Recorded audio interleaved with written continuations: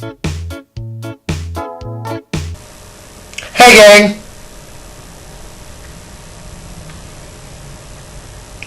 This is the third time I've tried this.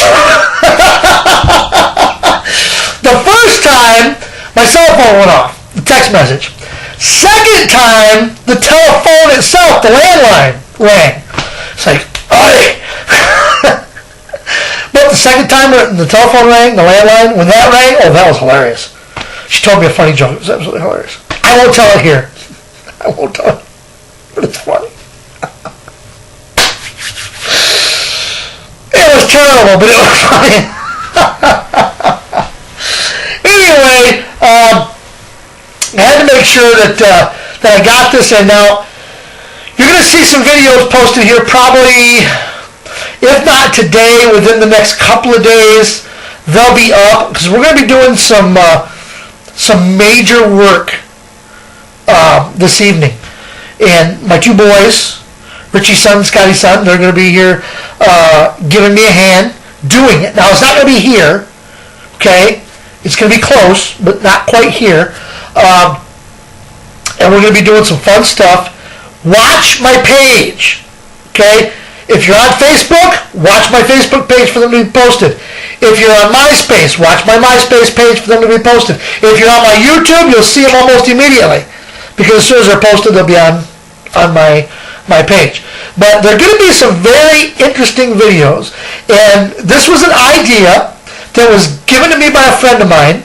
And they're going to help me do it. They're going to help me do the video. It's actually going to be me and them in the video. It's going to be, I think it's going to be fun. I really think it's going to be a good time. It's going to be a lot of fun. So, in any event, we're hoping to have those posted very, very soon. Anyway, joke of the day. Now, today's joke is a picture. And, you know, there are those days when you go into the bathroom and you just need something to read.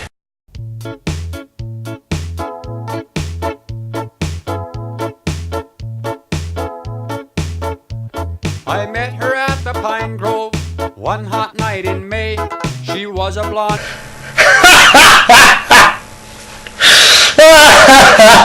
That little kid, he can't read that newspaper. That's like a little kid reading the Wall Street Journal, right? I don't like the Wall Street Journal. You know why I don't like the Wall Street Journal? Two reasons. There's no sports section and there's no comics. Anyway, that's why I like the Wall Street Journal. I have went through the Wall Street Journal. Okay, so I have looked at the Wall Street Journal because when I used to deliver when I was a truck driver, you snatch up anything to read, especially if you're just sitting there doing nothing, waiting for your load or whatever. And I know if my friend Lance watches this, he knows exactly what I'm talking about. Don't you, Lance? When you're sitting there at the dock and your dispatcher tells you to be there at 5 and you show up at 5, your load's not going to be ready until 8 and they don't get you actually loaded until 10. So now you're, 4 or 5 hours behind schedule, but you had to sit there the whole time and wait for your load. They couldn't find you another load that was going to be sooner and have someone else come and get this load. Oh no! Can't do that. Lord help us. You're going to take this load. You're the one we gave it to. You're the one who's going to take it. I never understood that. Never understood. That's my dispatch. That's why I would be a good dispatcher. I'd be a great dispatcher because I've been out there. I know. You should not be. It should be a law. You should not be able to be a dispatcher for a trucking company if you've never been out on the road, don't know what it's like. If you've never been out there, if you've never been a truck driver, you've never been out there, you don't know what it's like, you should not be able to be a dispatcher. I had a dispatcher when I was hauling for MTS who used to be out on the road. And he knew little tricks. He knew, like, when you were figuring your weight and your scale, he could actually tell you a gallon of fuel weighs X amount. So you know if you've got two 300-gallon tanks, you know exactly how much weight you have in fuel it's going to be on your front axle. And you can figure all that out. It's crazy. But he knew all that stuff. And times when I was wondering if I'd be overweight, he'd go, well, here's where you're coming from, here's where you're going, you know what? you'll probably use up this much fuel, so your weight should be okay by the time you get there. And most of the time he was right. There was a couple times when he was wrong. I was hauling some wood out of Pennsylvania, and just before I got to the Ohio line, there was a truck stop, or a scale, and I pulled in and he stopped me. Now, I was overweight, I think by 2,000 pounds. And I was headed to Chicago, and I was going to take the toll road, because the toll road was faster than the freeway, because you could do, I think you could do 60, I think you could do 60 on the toll road, you can only do 55 on the freeway. So I was going to take the toll road. Well, I pulled in, the guy says, listen, you got to get some of that weight off there. I'm not letting you leave until you do. So I went out, I walked out of the scale house to go back to my truck trying to figure out what the heck I was going to do. And one of the other officers came out behind me, hollered for me, and I went back to him, and he goes, hey, see that car right there? And I said, yeah. He says, as soon as that guy gets in that car and drives off, you go ahead and pull back through here. He says, how are you getting to Chicago? I said, I'm taking the toll road. He says, well, I thought you said you were taking the toll road.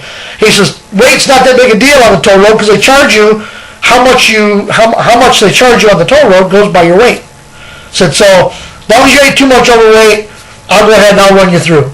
He says, we got a lot of stuff going on here today. I don't need you parked out there all day. He did. I ran through. He goes, yeah, you're about 2,000 pounds over. Don't worry about it. Make sure you hit the toll road. Have a good trip. I was on my way. Anyway, that was the only time I've ever been held up for being overweight. Of course, I'm a little overweight now. But let's not go there. Okay, we talked about what pisses you off. And I think I brought up the people that drive in the turn lane. Now, you know, that kind of pisses me off too, but when you're coming out of you're on a busy road, and you're coming out of a parking lot, and you're trying to make a left, sometimes that's all you got. You got to turn into that left turn. But he's talking about people that will, if the intersection is here, they'll turn into the turn lane way back here. And then they'll drive all the way up in the turn lane. So the people that are, waiting until they get there to come over, they end up with problems. So I understand what he's talking about, but sorry, I don't all agree with it. It doesn't piss me off. Words like, I don't know, sometimes, whatever. Would you hate that, though? Do you really hate that?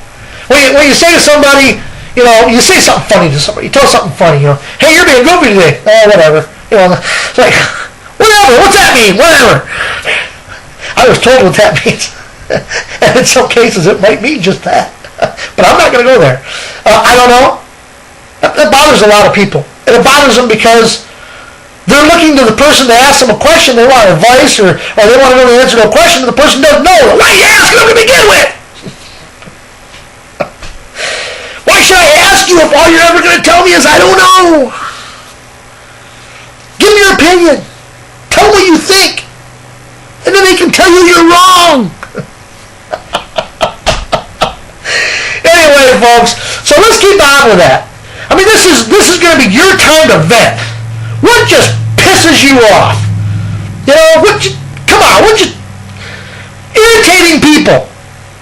People that don't think before they act, that pisses me off. Alright? Different things like that. If you're on my Facebook and you're one of my friends who has my friend Christina on your page, it's just like her Sunday grape sessions, okay? Same thing. Keep it coming. We'll be back tomorrow. Watch for the videos that are going to be coming up. They'll be coming up sometime this weekend, so watch for them. Till then,